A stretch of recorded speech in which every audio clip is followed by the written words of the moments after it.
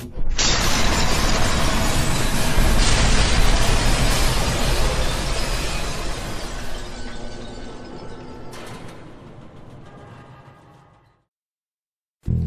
guys, Aceface here, back with another video for you, and today I'm going to talk tactics.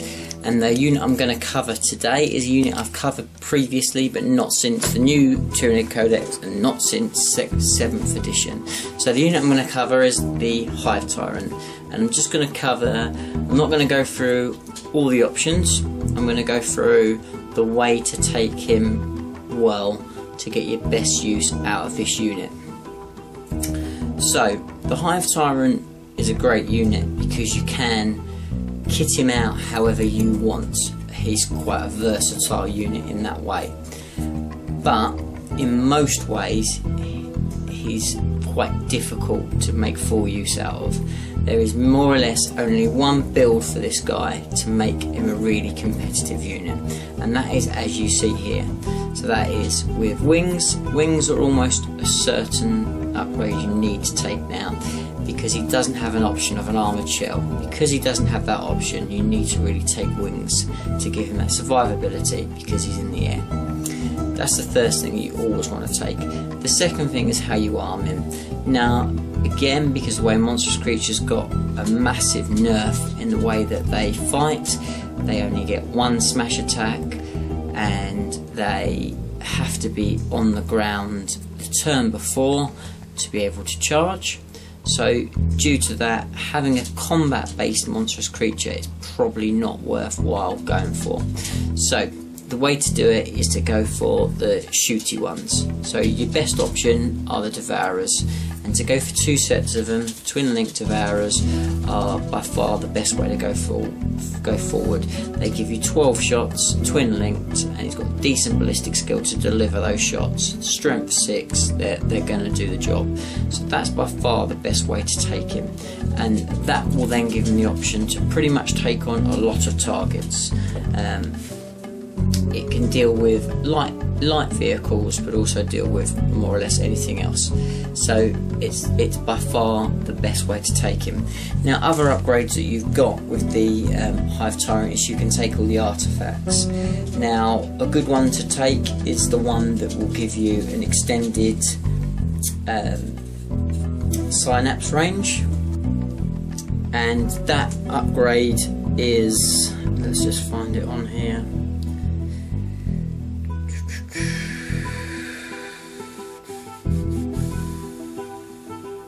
Is the Norm Crown. Now the Norm Crown, as I said, will give you a 6-inch additional synapse range, which is quite handy, so that's a decent upgrade to have. It can be worthwhile, particularly if you're lucky enough to get the additional Warlord trait that will extend that synapse range even more. That's really cool, as well as Dominion. So you know that gives that web quite a nice bit of extra, nice little extra ability. So that's an upgrade that I would say is worth taking. The other one that's pretty nice is the Reaper of Obliterax, I think they say it, and that's decent just because of its extra abilities. I think it's the most expensive one, but it then does give his attacks instant death on 6s. It gives him a shred, which is cool, +1 strength, and it's also +3 initiative, I believe. Yeah, +3 initiative. So it then does give him a massive ability to be a beast in combat. But as I said, the chances are you're probably not going to want him in combat that much anyway, so unless you've got a lot of points to play around with, it's probably not the best. But it is a fun upgrade to definitely put on him if you want to kind of give him that extra ability, because then that does make him deadly in combat without having to buy the other additional combat-y type upgrades and still keep him shooty. So that one can be a lot of fun. The other one that's great is the Misma Cannon. It's another shooting ability. It gives him either a flamer or a blast one that's Fleshbane, which is pretty cool. You know, if you want to sort of shake things up a bit, and you want to kind of use the flamer to take out a bigger unit. I mean, it's okay. If you've got the twin link devourers, you'll probably find again that that's going to be used more often than not, and the cannon probably won't be used so much. There also you can take the 4-ux additional upgrade, which again will give him a flamer, which it can be decent, but again you're probably not going to use it that much. Which brings us onto the sort of the standard upgrades. So you've got adrenal glands, you've got toxin sacs. Now toxin sacs are good because if you want to use him for taking out big stuff with high toughness, then that's pretty handy. It's also going to give you a reliable re-rolls against smaller targets, and when he's only got 4 attacks or 5 attacks, or 5 attacks on the charge, when he's only got that amount of attacks, you want them to really to land. So getting those additional re-rolls is always handy. So toxin sacs I think is a worthwhile upgrade to put on him if you've got the points to spare. Psychic powers, it's great now because he does have his auto dominion, which is nice because that's handy if you want to try and sort of widen the net a little bit. But the psychic powers that are really worth, the ones to really look out for with him are the Warp Blast, because you've got the Lance on there as well, which is awesome for against flyers, and that one will almost always annihilate whatever flyer you've got in the air, so that's a great one to have. Psychic Scream is awesome because it will mean that you can really decimate a unit because you can get close to them with the wings, so look out for that one. That's always a cool one to use. And then Catalyst, the old Catalyst, to get him feel no pain makes him a hell of a lot survivable, particularly if he gets knocked out of the ground. Just to have a save against that grounding test is really handy. So they're probably the 3 to really be looking out for. They will make a hell of a lot of difference to this guy. So I think we've covered him all. Let me just have a little scram through.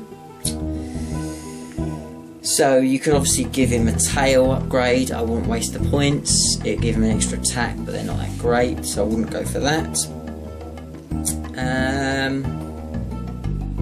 Yeah, he has his 3 upgrades that he had before, but they've changed dramatically, which is the Horror, the Old Adversary, and the Hive Commander.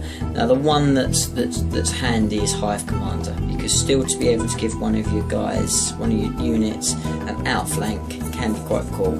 Outflanking Tervagans are always a good fun unit. So that one again, if you've got a few points knocking around, chuck that one on him. So sort of in a nutshell, what would I recommend for this guy? So if you're going to build one of these for your next game, how would I take him? Well, if you're trying to keep points down, so you may play in 1200 to 1500 points, just keeping it exactly like this. Wings, twin link devourers. Don't spend any points on anything else. That will give you a really decent unit. If you've got a few extra units to spend, I would chuck on toxin sacs. That is decent, and I'd put on Hive Commander. I wouldn't be spending points on anything else because he's going to get too expensive, but they're the 2 upgrades. And if you really want to laugh and you want to throw some extra points at him, chuck in that Obliterex buff for his combat skills, just to make people second guess whether they think, well actually maybe I won't shoot at him because I don't want him charging me when he falls to the ground. But that's a real, if you really sort of got the points to throw around, because that's going to make him very expensive. So that's your Hive Tyrant. Please do put your questions and comments below, and again, if there's anything I can help you with, put your comment and I'll try and get back to you as soon as possible, and let me know what unit I should cover next. But for now, thanks very much. Please do like, comment and subscribe, and I'll see you in the next video. Bye for now.